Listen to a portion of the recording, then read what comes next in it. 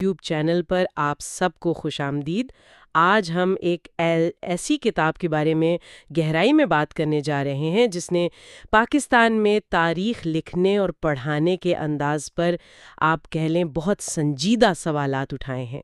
کتاب کا نام ہے دی مرڈر آف ہسٹری اور اس کے مصنف ہیں معروف مورخ مرحوم کے عزیز۔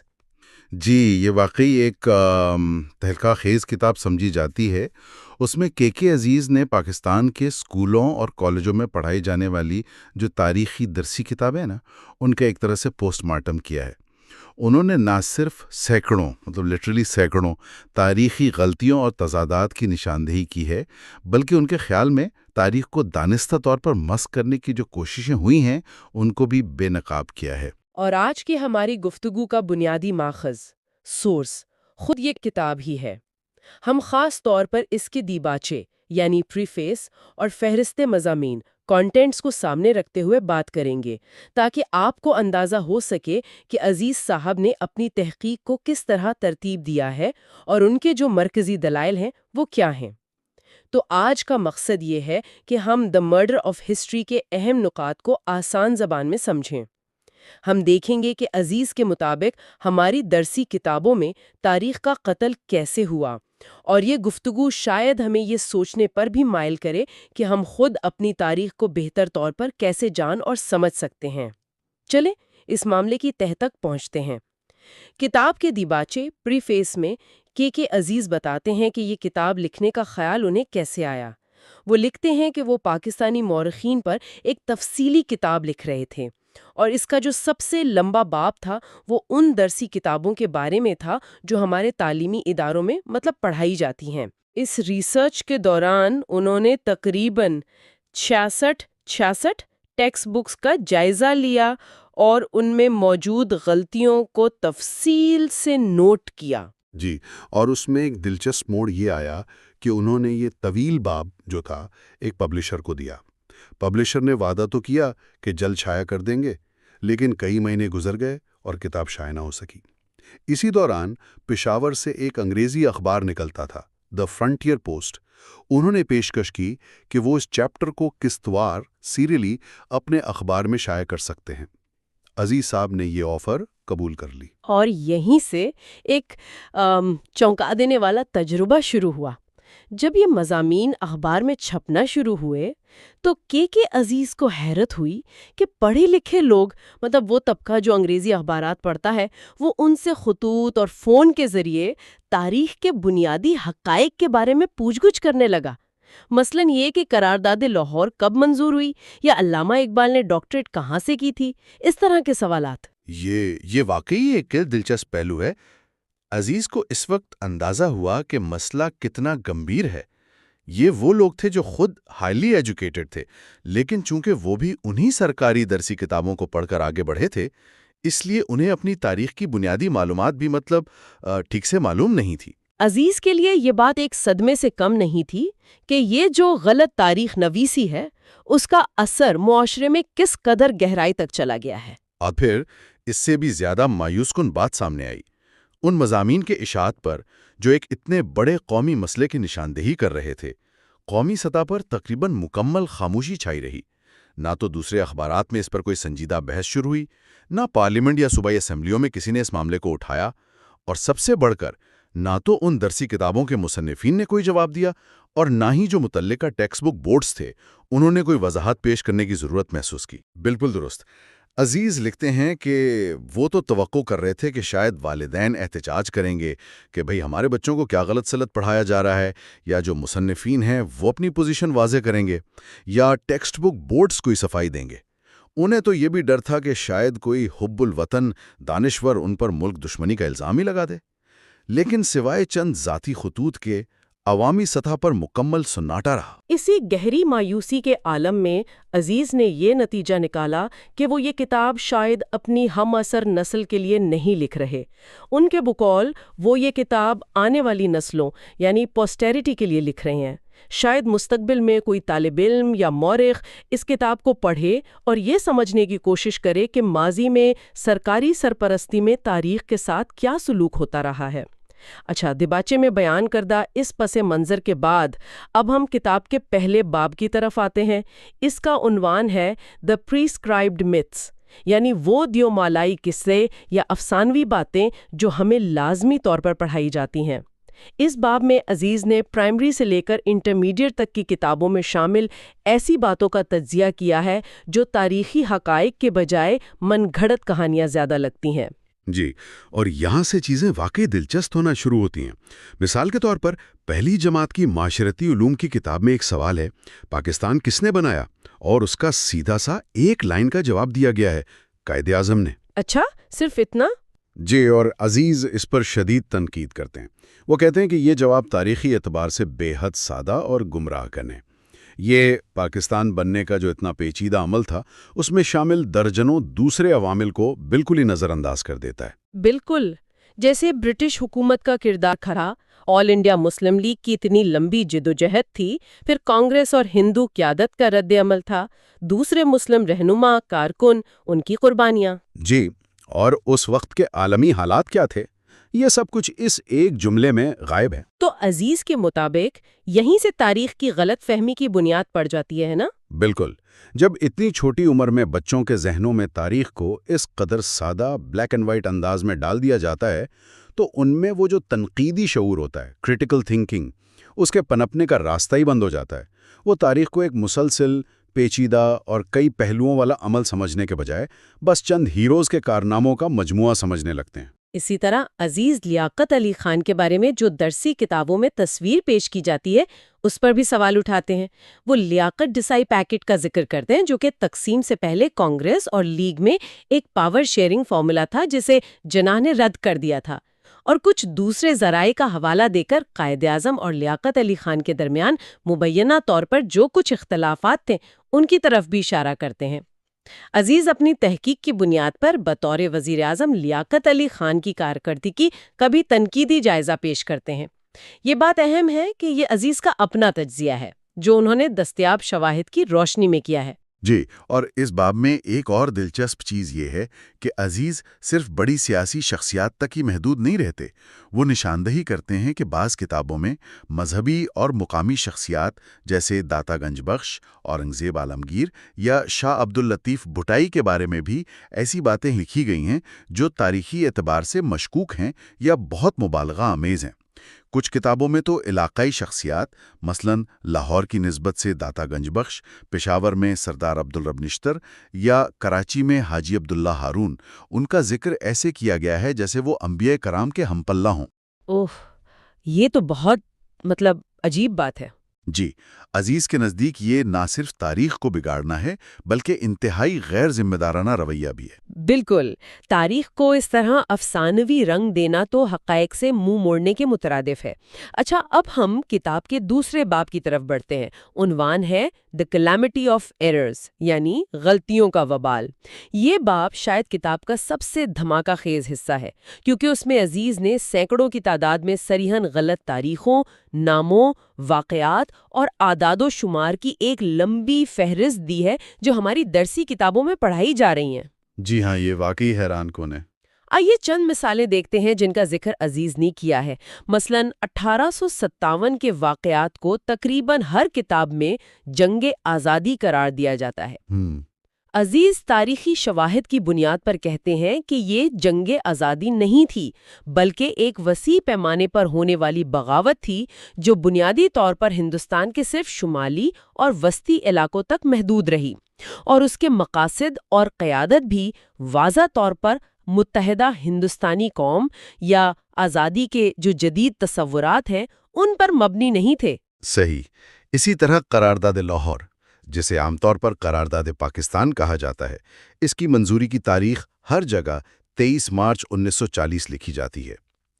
کے عزیز اپنی تحقیق سے ثابت کرتے ہیں کہ قرارداد لاہور میں مسلم لیگ کے اجلاس میں پیش 23 مارچ کو ہوئی تھی، لیکن اس کی منظوری اگلے دن یعنی 24 مارچ 1940 کو ہوئی تھی۔ اچھا، 24 مارچ کو؟ یہ تو میں نے بھی پہلی بار سنا ہے۔ جی، 24 مارچ۔ یہ شاید معمولی فرق لگے، لیکن یہ بنیادی تاریخی حقیقت کا معاملہ ہے۔ اور صرف تاریخ ہی نہیں، عزیز بتاتے ہیں کہ قرارداد کے متن یعنی ٹیکسٹ کو بھی تبدیل کر کے پیش کیا جاتا ہے۔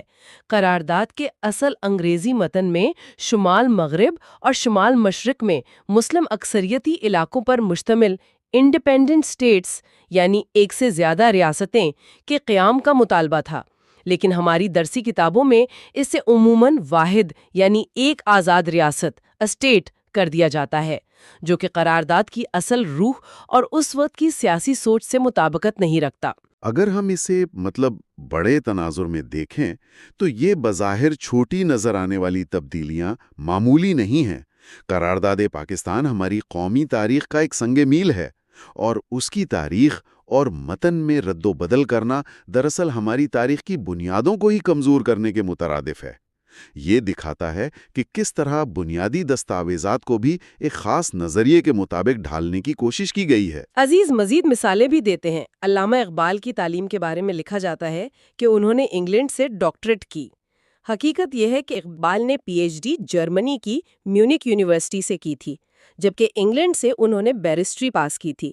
یہ دو الگ الگ چیزیں ہیں۔ جی۔ اسی طرح قائد اعظم کے بارے میں کہا جاتا ہے کہ انہوں نے فلاں ڈگری حاصل کی۔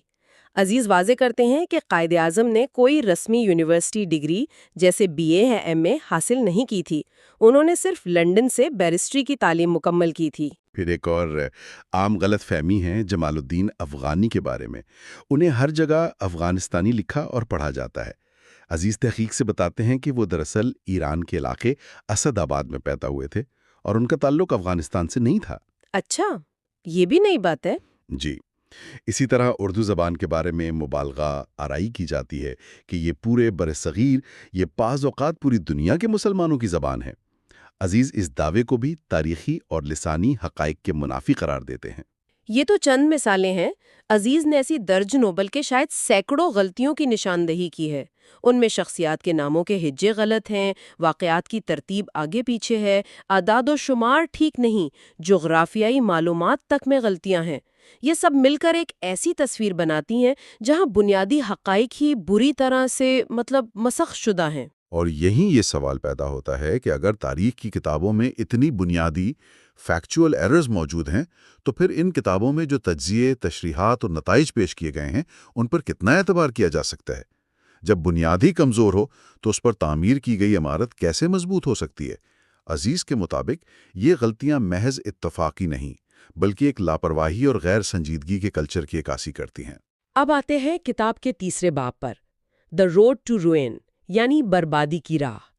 اس باب میں کے عزیز ان تمام غلطیوں، افسانوں اور تضادات کے مجموعی اور دور رس اثرات کا جائزہ لیتے ہیں کہ یہ ہماری تعلیم، ہمارے معاشرے اور ہماری قومی سوچ پر کس طرح منفی انداز میں اثر انداز ہو رہے ہیں۔ جی، عزیز کا بنیادی مقدمہ یہ ہے کہ تاریخ کو اس طرح منظم طریقے سے بگاڑنے کے جو نتائج ہیں وہ صرف امتحان میں نمبر کمانے تک محدود نہیں رہتے۔ جب نسل در نسل طلباء کو ایک ایسی تاریخ پڑھائی جاتی ہے جو حقائق پر مبنی ہونے کے بجائے مفروضوں، مبالغہ آرائیوں اور خاص نظریاتی تعصبات پر مبنی ہوں تو اس سے کئی سنگین مسائل جنم لیتے ہیں۔ پہلا تو یہ کہ تعلیمی معیار گرتا ہے۔ دوسرا، طلباء میں تنقیدی اور تجزیاتی سوچ، کرٹیکل تھنکنگ، وہ پروان نہیں چڑھتی۔ اور تیسرا، وہ اپنے ماضی کو غیر جذباتی اور موضوعی انداز میں دیکھنے کی صلاحیت سے محروم ہو جاتے ہیں۔ اور عزیز اس سے بھی آگے جاتے ہیں۔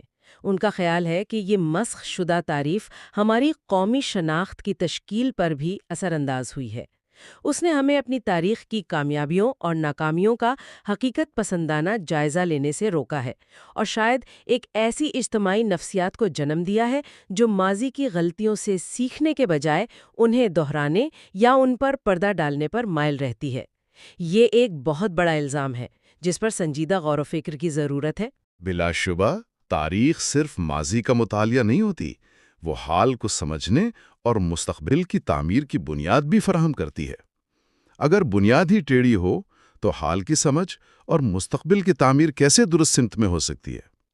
عزیز کے مطابق یہ بربادی کی راہ ہے جس پر ان درسی کتابوں کے ذریعے قوم کو دانستہ یا نادانستہ طور پر ڈالا گیا ہے۔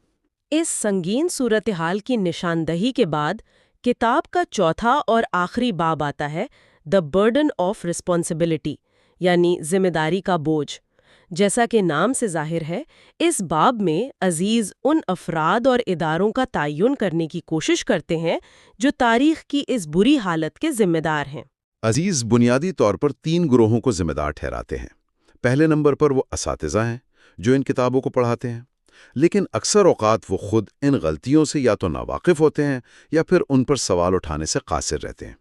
دوسرے نصاب ساز ادارے یعنی کریکولم ڈیزائنرز جو یہ نصاب ترتیب دیتے ہیں، اور تیسرے اور سب سے اہم سرکاری ٹیکسٹ بک بورڈز جو ان کتابوں کو شائع کرتے ہیں اور لازمی قرار دیتے ہیں۔ عزیز خاص طور پر ٹیکسٹ بک بورڈز کے کردار پر کافی تنقید کرتے ہیں۔ وہ بتاتے ہیں کہ 1960 کی دہائی سے یہ بورڈز صوبائی محکمہ تعلیم کے تحت کام کر رہے ہیں اور ان کی منظور شدہ کتابیں ہی اسکولوں میں پڑھائی جا سکتی ہیں۔ ان کتابوں کی حتمی منظوری ایک نیشنل ریویو کمیٹی بھی دیتی ہے، جس کا ایک کام یہ بھی ہے کہ وہ اس بات کو یقینی بنائے کہ مواد ملک کی نظریاتی اساس کے مطابق ہو۔ عزیز کے خیال میں یہ پورا نظام ہی ایسا بن گیا ہے جس میں معیار سے زیادہ نظریاتی ہم آہنگی کو ترجیح دی جاتی رہی ہے۔ اس میں ایک اور اہم نقطہ جس کی طرف عزیز اشارہ کرتے ہیں وہ ہے ایوب خان کے دور حکومت میں لیا گیا فیصلہ، جب تاریخ کو ایک علیحدہ اور مکمل مضمون کی حیثیت سے ختم کر دیا گیا اور اسے سوشل سٹڈیز یا بعد میں مطالعہ پاکستان جیسے مضامین میں ضم کر دیا گیا۔ اس سے تاریخ کے مضمون کی اپنی اہمیت کم ہوئی اور اس کے مطالعے میں وہ گہرائی اور وسعت باقی نہیں رہی جو ایک آزاد مضمون کے طور پر ہوتی ہے۔ تو پچھلی بار ہم کے عزیز کی کتاب مرڈر آف ہسٹری پر بات کر رہے تھے، اور وہ جو نصابی کتابوں میں غلطیاں تھیں 100 سے بھی زیادہ۔ جی ہاں، 100 سے زیادہ، یہ اپنے آپ میں ہی بہت بڑی بات ہے۔ بالکل، لیکن انہوں نے صرف گنوائی نہیں بلکہ ان کی درجہ بندی کی، قسمیں بنائیں تاکہ پتہ چلے کہ معاملہ کتنا سنگین ہے۔ صحیح، یہ درجہ بندی اہم ہے۔ اس سے اندازہ ہوتا ہے کہ یہ صرف کوئی اتفاقی غلطیاں نہیں تھیں بلکہ ایک پیٹرن تھا، ایک خاص طرح کی تاریخ نویسی ہو رہی تھی۔ تو پہلی قسم کیا تھی؟ وہ تھی غلط تاریخیں۔ مطلب بالکل بنیادی تاریخیں ہی غلط؟ جی بالکل، بنیادی واقعات کی۔ مثال کے طور پر قرارداد لاہور، ہم سب جانتے ہیں 23 مارچ 1940، کتابوں میں کوئی اور تاریخ لکھی ہے۔ اوہ، یہ تو بہت ہی عجیب بات ہے۔ اور پاکستان کا قیام 14 اگست 1947 کی بجائے 27 جون 1947 لکھا گیا۔ مسلم لیگ کا قیام 1906 میں ہوا، لکھا ہے 1905۔ یعنی یہ تو وہ تاریخیں ہیں جو پاکستان کی شناخت سے جڑی ہیں۔ ان میں غلطی کا مطلب ہے کہ بنیاد ہی ہلا دی آپ نے، یہ معمولی ٹائپنگ ایرر نہیں لگتا۔ بالکل نہیں، یہ تو بہت ہی بنیادی چیزیں ہیں۔ اچھا، اس سے آگے بڑھیں تو آتی ہیں غلط بیانات، یعنی سیدھا سیدھا جھوٹ۔ ہاں، واقعات یا شخصیات کے بارے میں بالکل غلط معلومات دینا۔ جیسے یہ لکھنا کہ قائد اعظم نے انگلینڈ سے قانون کی ڈگری لی۔ ہاں، جبکہ وہ تو بیرسٹر تھے، لنکنز ان سے قانون کی ڈگری نہیں تھی۔ صحیح۔ یا سر سید احمد خان کے بارے میں لکھ دیا کہ انہوں نے علیحدہ مسلم ریاست کا مطالبہ کیا۔ یہ تو بالکل الٹ بات ہے۔ سر سید تو تعلیم اور مسلمانوں کی ہندوستان میں بہتری کی بات کر رہے تھے۔ علیحدہ ریاست کا تصور تو بہت بات کا ہے۔ اور علامہ اقبال کے بارے میں بھی ایسی ہی غلطیاں، کہیں لکھا ہے ڈاکٹریٹ انگلینڈ سے کی، کہیں لکھا کیمبرج یا آکسفورڈ سے بیرسٹری کی۔ جی، جبکہ انہوں نے پی ایچ ڈی تو جرمنی سے کی تھی، میونخ سے، اور بیرسٹری بھی انگلینڈ میں کی لیکن کیمبرج یا آکسفورڈ سے نہیں کی۔ تو یہ معلومات بالکل گڈ مڈ ہے۔ اور رحمت علی کے بارے میں بھی کافی کچھ غلط لکھا ہے کہ انہوں نے اقبال کے 1930 والے منصوبے کو پاکستان کا نام دیا، یا وہ ڈبلن یونیورسٹی سے بیرسٹر بنے، یا ووکنگ میں دفن ہے۔ یہ سب غلط ہے۔ یہ چھوٹی چھوٹی تفصیلات مل کر ایک بالکل مختلف تصویر بنا دیتی ہیں ان شخصیات کی۔ اور سب سے حیران کن شاید یہ ہے کہ 1971 کی جنگ کے بارے میں لکھا گیا کہ بھارتی افواج کو ہر محاذ پر شکست ہوئی۔ یہ تو حقائق سے مکمل انکار ہے۔ مطلب تاریخ کو بالکل ہی الٹ کر پیش کیا جا رہا ہے۔ اچھا، پھر ایک اور قسم ہے غلط اور متعصبانہ بیانات، یعنی غلطی بھی ہے اور ساتھ میں ایک خاص قسم کا جھکاؤ، ایک تعصب بھی ہے۔ جی ہاں، یہاں صرف فیکٹ کی غلطی نہیں بلکہ ایک خاص زاویہ نظر پیش کیا جا رہا ہے۔ جیسے یہ کہنا کہ 1965 کی جنگ میں ہندوستان نے شکست کھا کر امن کی درخواست کی۔ بالکل، یہ ایک قوم پرستانہ بیانیہ ہے جو تاریخی حقائق سے میل نہیں کھاتا۔ جنگ بندی ہوئی تھی لیکن اس طرح پیش کرنا کہ بھیک مانگی، یہ تعصب ہے۔ یا وہ اردو زبان والا دعویٰ کہ پشاور سے ریس کماری تک بولی اور سمجھی جاتی تھی۔ ہاں، یہ بھی لسانی حقیقتوں کے بالکل برعکس ہے۔ اردو ایک اہم زبان ہے، لیکن پورے جنوبی ایشیا کی زبان قرار دینا تو مبالغہ ہے۔ اور یہ کہ انگریزوں نے ہندوستان پر دھوکے بازی سے قبضہ کیا، یہ بھی بہت سادہ اور ایک طرفہ بات لگتی ہے۔ جی، تاریخ میں چیزیں اتنی سیاہ اور سفید نہیں ہوتی، اس میں بہت سے عوامل ہوتے ہیں۔ پھر کچھ بیانات ایسے ہیں جو مبہم اور الجھن پیدا کرنے والے ہیں، جیسے وہ سندھ والی مثال۔ ہاں، وہ تضاد والی بات۔ 5ویں جماعت میں لکھا ہے ہندو مسلم بالکل الگ تھے، کچھ مشترک نہیں تھا۔ اور 6ٹھی جماعت میں لکھا ہے کہ وہ گھل مل کر رہتے تھے۔ اب بچہ کیا سمجھے؟ یہی تو یہ ظاہر کرتا ہے کہ نصاب بناتے ہوئے یا تو کوارڈینیشن نہیں تھی یا پھر بس لاپرواہی تھی۔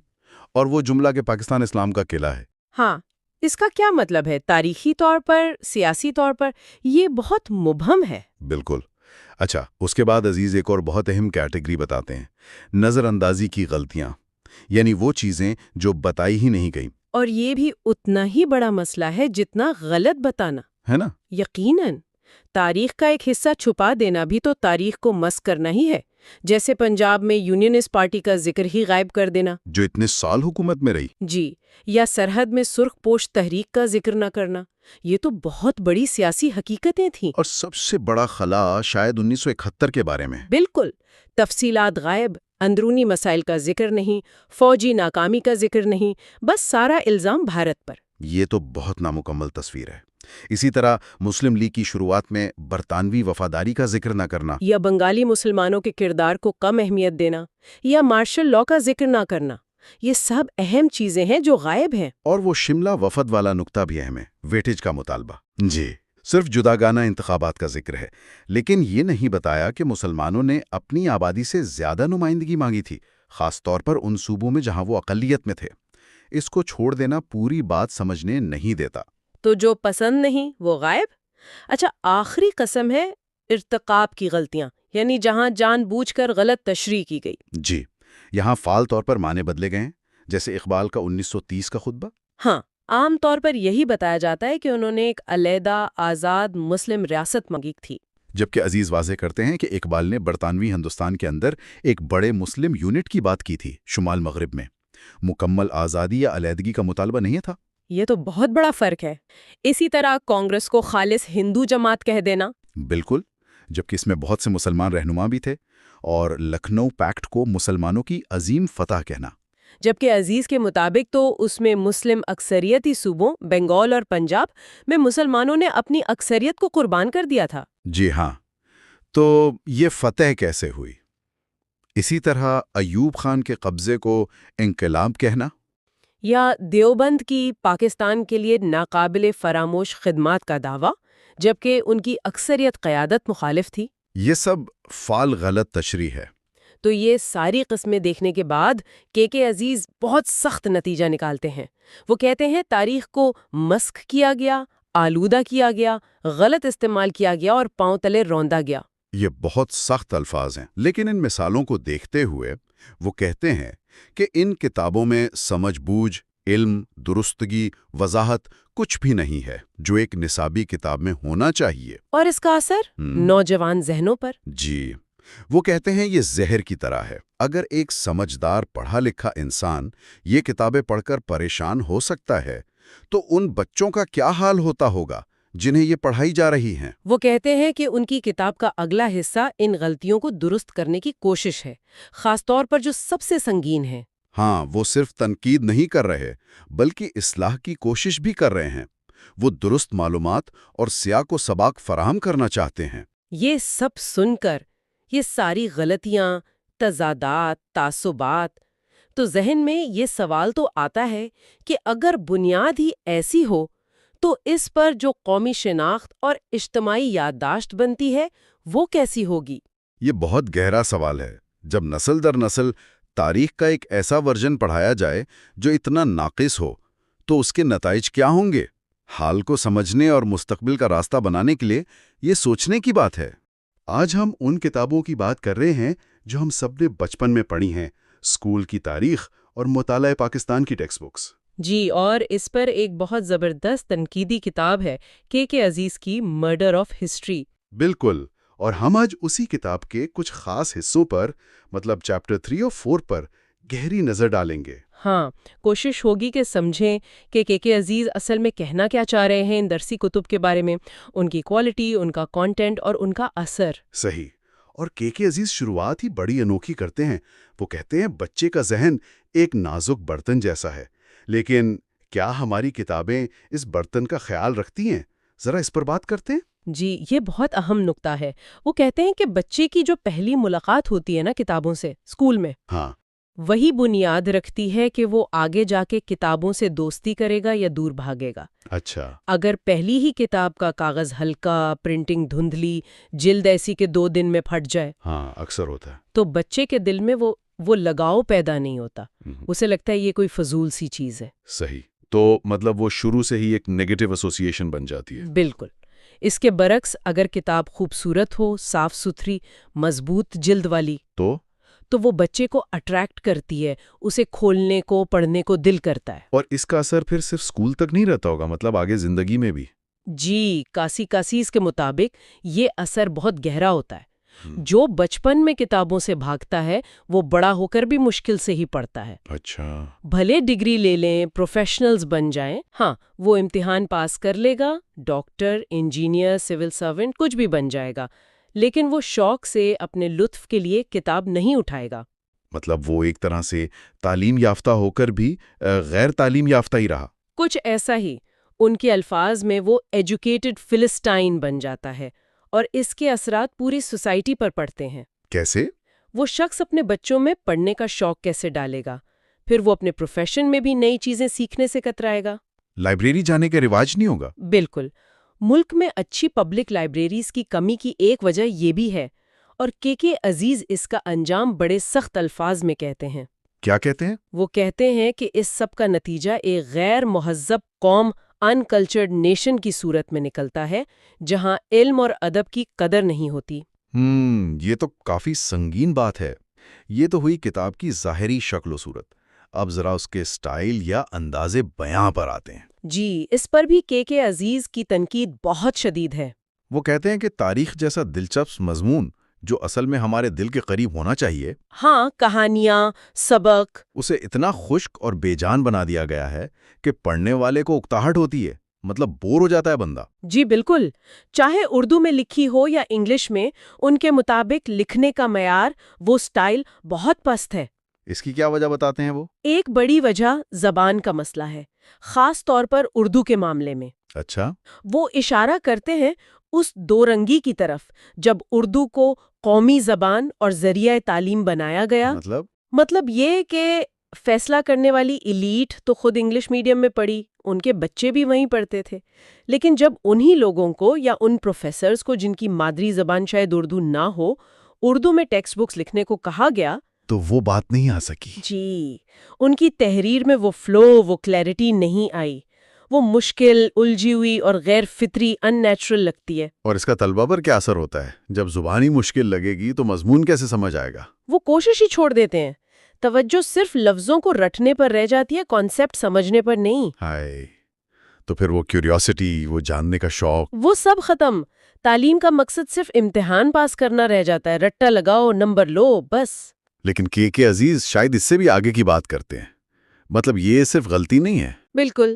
یہاں سے وہ کنٹینٹ یعنی مواد کی طرف آتے ہیں، اور ان کا مین آرگیومنٹ یہ ہے کہ یہ سب جو کتابوں میں لکھا ہے یہ صرف لا علمی یا غلطی نہیں ہے۔ تو پھر کیا ہے؟ ان کے مطابق یہ ایک سوچی سمجھی کوشش ہے، ایک خاص قسم کی ذہنیت بنانے کی۔ کیسی ذہنیت؟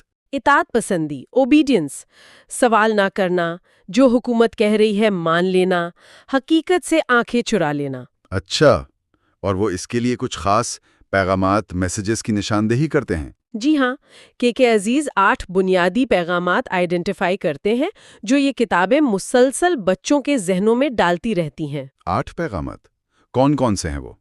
پہلا کیا ہے؟ پہلا پیغام ہے follow the government in office, مطلب جو بھی حکومت ہے اس کے پیچھے چلو۔ اس کا کیا مطلب ہوا؟ کتابوں میں کیسے؟ دیکھیں، ٹیکسٹ بکس سرکاری ادارے بنواتے ہیں، منظور کرتے ہیں، پبلش کرتے ہیں، لکھنے والے بھی اکثر سرکاری لوگ ہوتے ہیں۔ صحیح۔ تو جب حکومت بدلتی ہے وہ اپنے حساب سے مواد بدلوا دیتی ہے۔ مثال کے طور پر ضیاء الحق کے دور میں ذوالفقار علی بھٹو کا نام کتابوں سے نکال دیا گیا۔ اس سے تاریخ ڈسٹورٹ ہوتی ہے، بچے کنفیوز ہوتے ہیں، کتابیں تعلیم کم، پروپیگنڈا زیادہ بن جاتی ہیں۔ علمی بددیانتی ہے یہ۔ تو گویا حکومت کی پیروی سے اگلا قدم سیدھا فوجی حکمرانی کی حمایت ہے، یہ دوسرا پیغام ہے؟ جی، دوسرا پیغام یہی ہے، سپورٹ ملٹری رول۔ کیونکہ ہماری تاریخ میں فوجی دور کافی رہے ہیں۔ بالکل، تو کتابوں میں ان امیریتوں کا ذکر کرنا اور اکثر ان کی تعریف کرنا ضروری ہو جاتا ہے۔ ایوب خان، ضیاء الحق، ان کی شخصیت کو بڑھا چڑھا کر پیش کرنا، ان کی دینداری کا خاص ذکر کرنا، ہاں، اسلامی خدمات وغیرہ۔ اس سے بچوں کے ذہن میں یہ جاتا ہے کہ شاید سیاستدان نااہل ہوتے ہیں، جمہوریت ہمارے لیے ٹھیک نہیں، اور فوج کو حق ہے کہ وہ آ کر ملک بچائے۔ جی، وہ جو نظریہ ضرورت، ڈاکٹرن آف نیسیسٹی کی بات ہوتی ہے، اس کو بھی انڈائریکٹلی سپورٹ ملتی ہے۔ تو کے عزیز کہتے ہیں کہ اس کا نتیجہ پھر ذمہ دار شہری نہیں بلکہ پڑھے لکھے غلام پیدا کرنا ہے جو حکم مانے، سوال نہ کریں۔ اللہ خیر کرے۔ تیسرا پیغام کیا ہے؟ تیسرا ہے گلوریفائی وارز، جنگوں کی تعصیب کرو، ان کو بہت بڑھا چڑھا کر بیان کرو۔ خاص طور پر انڈیا کے ساتھ جنگوں کی 1965 1971۔ جی، کے عزیز نوٹ کرتے ہیں کہ ان پر اتنا زور ہوتا ہے کہ ملک کے دوسرے اہم مسائل جیسے اکانومی، سوشل ایشوز، گورننس، وہ پیچھے رہ جاتے ہیں۔ اور جنگوں کو اکثر ایسے پیش کیا جاتا ہے جیسے ہم ہمیشہ جیتیں۔ ہاں، فتح کے طور پر، بھلے نتیجہ کچھ بھی ہو۔ اس کا مقصد شاید فوج کی امیج کو بہتر بنانا ہے، لوگوں کی توجہ اصل مسائل سے ہٹانا ہے، اور شاید یہ بھی کہ ہر مسئلے کا حل طاقت ہے۔ ہو سکتا ہے۔ اور یہ جھوٹی فتح کا احساس ایک جھوٹی خود اعتمادی، فالس کانفیڈنس بھی پیدا کرتا ہے۔ جنگوں کا ذکر آیا تو چوتھا پیغام تو سیدھا انڈیا سے نفرت کا ہی ہوگا۔ جی بالکل، چوتھا پیغام ہیٹ انڈیا۔ یہ کیسے کیا جاتا ہے کتابوں میں؟ کئی طریقے ہیں۔ ہندو مذہب اور کلچر کو کمتر دکھانا، ان کے لیے انسلٹنگ الفاظ استعمال کرنا، اوہو، کانگریس کو صرف ہندوؤں کی جماعت کہنا، 1947 کے فسادات کا سارا بلیم ہندوؤں اور سکھوں پر ڈالنا، اور انڈیا کے خلاف جنگوں کی تفصیلات میں نفرت کا رنگ بھرنا۔ کے عزیز اس کو کیا کہتے ہیں؟ وہ اسے بے دانشی کہتے ہیں۔ سوال اٹھاتے ہیں کہ صرف انڈیا ہی دشمن کیوں، باقی پڑوسی؟ اور اگر دشمن ہے تو پھر کرکٹ کیوں کھیلتے ہیں، فلم سٹار کیوں آتے جاتے ہیں؟ ہاں، یہ تو کانٹرڈکشن ہے۔ اور اس نفرت کا اثر انڈیا کے اپنے کروڑوں مسلمانوں پر کیا پڑتا ہوگا؟ اور وہ جو سرحد پار رشتہ داریاں ہیں، یہ سب مل کر بچوں کے ذہن میں ایک عجیب سی کشمکش اور منافقت پیدا کرتی ہے۔ بات تو گہری ہے۔ پانچواں پیغام کیا ہے؟ تاریخ سے ہی متعلق لگتا ہے۔ جی، پانچواں ہے fabricate an entity colonial past, ایک جعلی انگریز دشمن ماضی گھڑنا۔ مطلب؟ ہم انگریز کے خلاف نہیں تھے کیا؟ کے عزیز کہتے ہیں کہ تاریخ کو اس طرح موڈیفائی کیا گیا ہے کہ مسلمانوں کی تحریک بالکل کانگریس کی طرح اینٹی کلونیل اور قربانیوں والی نظر آئے، جبکہ حقیقت تھوڑی مختلف تھی۔ مثال جیسے 1857 کو جنگ آزادی کہنا، جبکہ اس وقت تک تو مغل حکومت ختم ہو چکی تھی، یا پھر مسلم لیگ کی شروعات میں انگریزوں سے وفاداری کا جو اعلان تھا اس کو گول کر جانا۔ اچھا، برٹش فوج میں مسلمانوں کی بھرتی کا ذکر نہ کرنا؟ جی، یہ سب اس لیے تاکہ ایک نیشنلسٹ نیریٹو بنایا جا سکے جو کے عزیز کے مطابق ہسٹوریکل فیکٹ سے پوری طرح میل نہیں کھاتا۔ سمجھ گیا۔ اور چھٹا پیغام وہ علی گڑھ اور یو پی کے بارے میں ہے۔ ہاں، give the entire credit to Aligarh and the United provinces, مطلب ہر اچھی چیز، ہر تحریک، ہر لیڈر کا کنیکشن علی گڑھ یا یو پی سے جوڑ دو، سر سید کو پاکستان کا سب سے بڑا تھنکر بنا دو۔ اس پر کے عزیز کو کیا اعتراض ہے؟ وہ سوال اٹھاتے ہیں، کیا سر سید 1857 میں انگریز کے ساتھ نہیں تھے؟ کیا علی گڑھ نے سیاست سے دور رہنے کو نہیں کہا تھا؟ اور اس یو پی پر فوکس کرنے سے باقی علاقے، بنگال، پنجاب، سندھ، سرحد، کیا ان کا کردار کم نہیں ہو گیا؟ ہاں، یہ تو امبیلنس پیدا کرتا ہے۔ بالکل، ایک انکمپلیٹ پکچر ملتی ہے۔ اور اسی سے جڑا ہوا ہے ساتواں پیغام، پاکستان پر ایک نئی کلچر تھوپنے کی کوشش، خاص کر یو پی والی۔ جی، impose a new culture on Pakistan.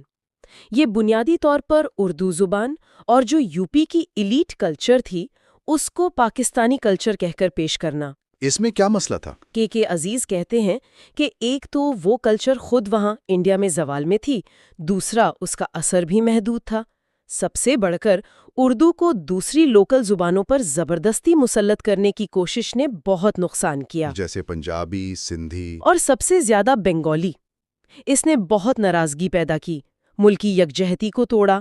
مشرقی پاکستان کی علیحدگی کی ایک بڑی وجہ بھی یہی زبان کا مسئلہ بنا۔ اور کے عزیز اشارہ کرتے ہیں کہ اس کے پیچھے شاید معاشی وجہ بھی تھی، کلچر سے زیادہ۔ جی، کہ شاید ہجرت کر کے آنے والوں کے لیے معاشی مواقع، اکنامک اپرچونٹیز زیادہ اہم تھے۔ سمجھ گیا۔ اور آخر میں 8واں پیغام، وہ تو سیدھا سیدھا جھوٹ بولنا، ٹیل لائز۔ مطلب بالکل غلط بیانی۔ ہاں، کے عزیز کچھ مثالیں دیتے ہیں جہاں بالکل واضح غیر حقیقی باتیں لکھی ہیں، جیسے پاکستان اسلام کا قلعہ ہے، یا اردو دنیا کی بڑی زبانوں کو ریپلیس کر رہی ہے۔ اس کا اثر کیا ہوتا ہے؟ سب سے برا اثر بچوں کو جھوٹ بولنا اور جھوٹ کو قبول کرنا آ جاتا ہے۔ ان کا اپنی کتابوں، اپنے استادوں پر سے بھروسہ اٹھ جاتا ہے۔ ایک ہپوکریسی ڈیولپ ہوتی ہے۔ بالکل، وہ ایک منافق بن کر بڑے ہوتے ہیں۔ اور کے عزیز کہتے ہیں یہ ایک وشس سرکل ہے۔ ایسی کتابیں ایسا کردار بناتی ہیں اور پھر وہی کردار ایسی ہی کتابیں لکھواتے ہیں۔ استغفر اللہ، یہ تو وہ باتیں جو کتابیں بتاتی ہیں، لیکن کے عزیز کہتے ہیں کچھ ایسی باتیں بھی ہیں جو کتابیں نہیں بتاتی، اور وہ شاید زیادہ خطرناک ہیں۔ جی، وہ اسے نان کنٹینٹس یا نیگیٹو کنٹریبیوشن کہتے ہیں، مطلب اومیشن کے ذریعے نقصان پہنچانا۔ اس میں پہلی بات وہ پنجاب کے حوالے سے کرتے ہیں، احساس کمتری کی۔ ہاں، پہلا پوائنٹ ہے culture and inferiority complex, Punjab کی اسٹڈی۔ جب سارا کریڈٹ یو پی کو مل گیا اور پنجاب کا رول کم دکھایا گیا تو پنجابیوں میں انفیریورٹی کمپلیکس پیدا ہوا۔ جی، اور انہیں اپنی زبان پنجابی چھوڑ کر اردو اپنانے پر مجبور کیا گیا۔ کے عزیز کے مطابق اس سے انہوں نے اپنی کلچرل آئیڈینٹی کو کمزور کیا۔ اور اس کا سیاسی فائدہ یو پی لیڈرشپ کو ہوا، جیسے 1 یونٹ میں۔ ہاں، انجانے میں انہوں نے وفاقی سیاست میں یو پی کے غلبے کی راہ ہموار کی، اور اس میں آئرنی یہ ہے کہ انہوں نے ان لوگوں کی زبان اپنائی جو انہیں پنجابی دھکا کہہ کر حقارت سے دیکھتے تھے۔ ہائے، اور دوسری، اور کے عزیز کے مطابق سب سے بڑی اومیشن وہ بنگال کو بالکل ہی نظر انداز کر دینا ہے۔ جی، exclusion of Bengal from national consciousness, یہ واقعی سب سے زیادہ ڈیمیجنگ اومیشن ہے۔ بنگال کا رول کیا تھا؟ کتابیں تو نہیں بتاتی ہیں۔ کے عزیز پوری تفصیل دیتے ہیں۔ 19ویں صدی کی مذہبی اصلاحی تحریکیں وہاں سے اٹھیں۔ فرائضی، ٹیٹو میر جو انگریز کے خلاف تھے، سید امیر علی جیسا اسکالر وہاں سے تھا۔ مسلم لیگ بھی تو ڈھاکہ میں بنی تھی۔ بالکل۔ پھر تقسیم بنگال کی تنسیخ کے بعد انہوں نے بڑی قربانیاں دیں۔ 1937 اور 1946 کے الیکشنز میں مسلم لیگ کو بنگال نے جتوایا۔ فضل الحق، سہرا وردی جیسے بڑے لیڈرز وہاں تھے۔ تو پھر انہیں اتنا سائیڈ لائن کرو کیا گیا، ہسٹری سے ہی غائب کر دیا۔ وجوہات کے عزیز بتاتے ہیں، ایک تو نارتھ انڈیا سینٹرڈ سیاست تھی، دوسرا اردو لابی کا اثر، بنگالی زبان اور ادب کو کمتر سمجھنا۔ لیڈرشپ نے بھی انصاف نہیں کیا۔ ہرگز نہیں۔ مسلم لیگ کی کمیٹیز میں ان کی نمائندگی کم رکھی گئی، ان کے مسائل کو اگنور کیا گیا، ان پر غیر بنگالی لیڈرز مسلط کیے گئے، حتیٰ کہ پاکستان بننے کے بعد انٹرم گورنمنٹ میں ان کی سیٹ پر ایک ہندو کو نامینیٹ کرنا، JN منڈل کو۔ یہ تو بڑی بے انصافی تھی۔ اس نے بنگالیوں میں شدید احساس محرومی، سینس آف ڈیپریویشن اور ایلینیشن پیدا کی۔ اور اس ایکسکلوژن کا نتیجہ پھر 1971 میں نکلا۔ جی، یہ علیحدگی کا ایک بہت بڑا فیکٹر بنا۔ ہماری درسی کتب نے تو ہمیں کبھی تیار ہی نہیں کیا تھا اس کو سمجھنے کے لیے۔ اس نے دو قومی نظریے کو بھی بہت بڑا دھچکا پہنچایا۔ صحیح۔ اور تیسری بڑی کمی کیا ہے جو کتابوں میں نہیں ملتی؟ وہ ہے ڈیسیڈراٹا آف ہسٹری، یعنی وہ ضروری ٹاپکس جو پڑھائے جانے چاہیے تھے۔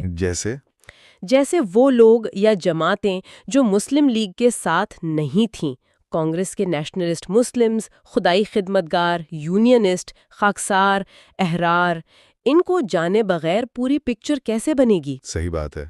پھر صوبوں کی سیاست، social history, economic history, history لکھنے کا فن، ہسٹوریوگرافی کیا ہے، جدید اسلامی سوچ کیا ہے، یہ سب غائب ہے۔ تو پھر کریٹیکل تھنکنگ کیسے ڈیولپ ہوگی؟ بالکل نہیں ہو سکتی۔ صرف ایک طرفہ کہانی سن کر کریٹیکل تھنکنگ نہیں آتی۔ یہ سب سن کر تو لگتا ہے کہ نظام میں بہت بڑی خرابی ہے۔ تو ذمہ دار کون ہے سب کا؟ کے عزیز برڈن آف رسپانسبلٹی میں اس پر کیا کہتے ہیں؟ بنیادی ذمہ داری ان کے مطابق اسٹیبلشمنٹ پر ہے، یعنی ریاست کے وہ ادارے جو پالیسی بناتے ہیں، کنٹرول کرتے ہیں۔ ٹیکسٹ بک بورڈز، مصنفین کا چناؤ، منظوری کا پروسیس۔ وہ تو ایک ماسٹر اسکرپٹ کا بھی شبہ ظاہر کرتے ہیں۔ جی، کہ شاید کوئی اوپر سے لائن دی جاتی ہے جسے سب فالو کرتے ہیں۔ لیکن جو لکھتے ہیں وہ آتھرز، پروفیسر صاحبان، ان کی کوئی ذمہ داری نہیں؟ کے عزیز انہیں ہرگز معاف نہیں کرتے۔ وہ کہتے ہیں ان کے عذر قابل قبول نہیں۔ یہ لوگ اپنی تعلیم، اپنے پروفیشن اور قوم کے ٹرسٹ کے ساتھ خیانت کرتے ہیں۔ اصل میں تو اسکول ٹیچر کو لکھنی چاہیے۔ ہاں، کیونکہ وہ بچوں کو ان کی سائیکالوجی کو بہتر سمجھتے ہیں، لیکن انہیں باہر رکھا جاتا ہے کیونکہ یہ کام پروفیسرز کے لیے ایک لیوکریٹو بزنس ہے۔ اور پھر وہی پروفیسرز اسکول ٹیچر کو برا بھلا کہتے ہیں کہ اسٹوڈنٹ اچھے نہیں بھیجتے۔ جی، یہ آئرنی ہے۔ اچھا، اور جو مہنگے ایلیٹ اسکولز ہیں جو او لیول کراتے ہیں، وہاں بہتر ہے معاملہ؟ کے عزیز کیمبرج کے ایگزامینر کی رپورٹ کوٹ کرتے ہیں۔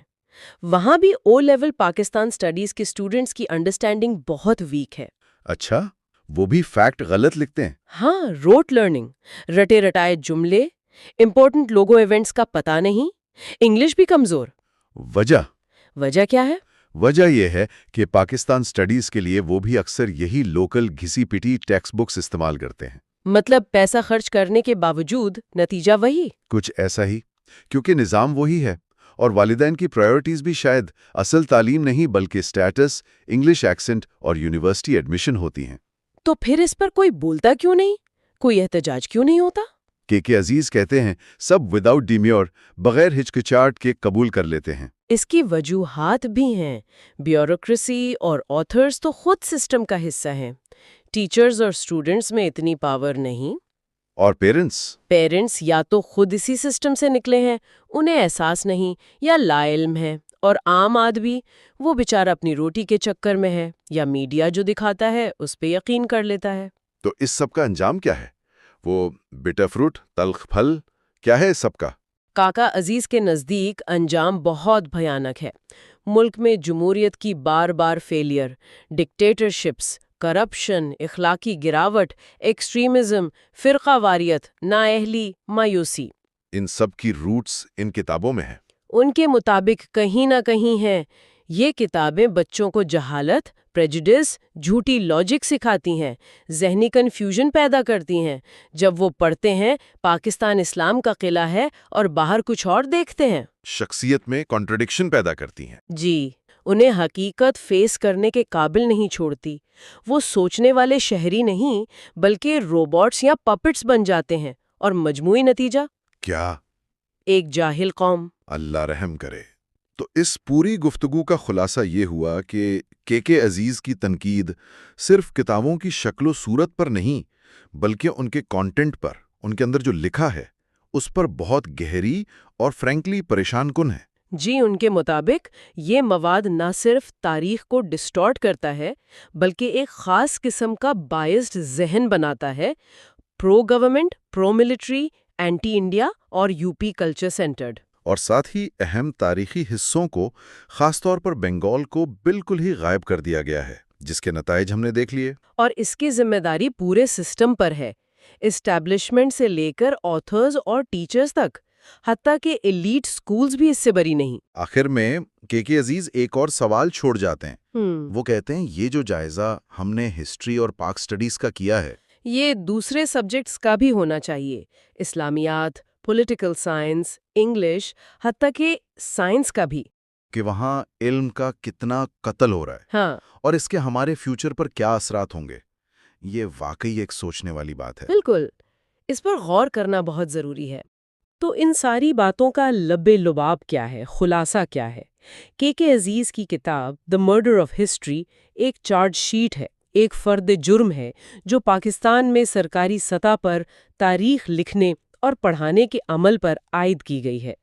یہ کتاب ہمیں بتاتی ہے کہ ہماری درسی کتابیں سنگین تاریخی غلطیوں، من گھڑت کہانیوں، اہم حقائق کو چھپانے اور واقعات کو توڑ مروڑ کر پیش کرنے سے بھری پڑی ہیں۔ کہ یہ سب کچھ محض لا علمی، نااہلی یا اتفاقی غلطیوں کا نتیجہ نہیں ہے۔ بہت سے مقامات پر یہ ایک دانستہ کوشش نظر آتی ہے، جس کا مقصد ماضی کی ایک مخصوص نظریاتی اور اکثر اوقات حقیقت کے منافی تصویر پیش کرنا ہے۔ اس عمل کے نتیجے میں بقول عزیز ہم نے اپنی تاریخ کا قتل کیا ہے۔ جس کے اثرات ہماری تعلیم، ہماری سوچ اور ہمارے قومی مستقبل پر مرتب ہو رہے ہیں اور شاید ہوتے رہیں گے۔ آج کی اس گفتگو کے اختتام پر ہم اپنے سامعین کے لیے ایک سوال چھوڑنا چاہیں گے جس پر وہ خود غور کر سکیں۔ جب کے عزیز جیسے مستند اور بین الاقوامی شہرت یافتہ مورخ ہماری سرکاری اور لازمی درسی کتابوں میں پڑھائی جانے والی تاریخ پر اتنے سنگین اور بنیادی سوالات اٹھاتے ہیں تو بحیثیت شہری ہماری کیا ذمہ داری بنتی ہے؟ کیا ہمیں آنکھیں بند کر کے وہی قبول کر لینا چاہیے جو ہمیں پڑھایا جاتا ہے؟ یا پھر ہمیں خود کوشش کرنی چاہیے کہ اپنی تاریخ کو زیادہ گہرائی میں، مختلف ذرائع سے اور تنقیدی نظر سے جانیں اور سمجھیں؟ اور اگر یہ ضروری ہے تو اس کے لیے ہم کیا عملی اقدامات کر سکتے ہیں؟ یہ سوال واقعی اہم ہے اور اس پر سوچ بچار ضروری ہے۔ اسی کے ساتھ آج کی گفتگو اپنے اختتام کو پہنچتی ہے۔ امید ہے آپ کو کے عزیز کی کتاب دی مرڈر آف ہسٹری کا یہ تعارف اور تجزیہ پسند آیا ہوگا۔ اگر آپ کو یہ گفتگو معلوماتی لگی تو اس ویڈیو کو لائک ضرور کریں، اپنے دوستوں اور جاننے والوں کے ساتھ شیئر کریں اور ہمارے چینل ڈیپ ڈائیو اردو کو سبسکرائب کرنا نہ بھولیں۔ آپ کی توجہ اور وقت کا بہت شکریہ۔ خدا حافظ۔